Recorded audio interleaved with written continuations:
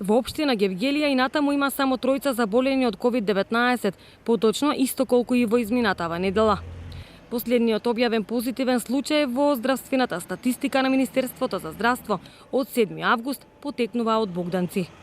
Инаку во општина Богданци има 2 позитивни, а во општина Дојран 3 заразени од COVID-19. Значи во регионот што го покрива Центарот за јавно здравје подрачна единица Гевгелија, во моментот има 8 активни случаеви на коронавирусот. Ние одлично се справивме со оваа криза, растегнувајќи ја епидемијата што подолго време за да го заштитиме и здравствениот систем.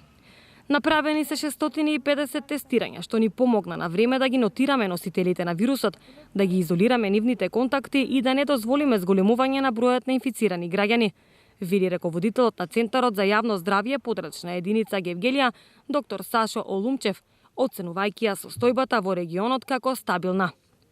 Во прилог на тоа, секако зборува и фактот дека од 8 активни случаи со COVID-19 во општините Гевгелија, Богданци и Дојран, 7 се веќе во фаза на излекување, додека во самоизолација има 15 граѓани.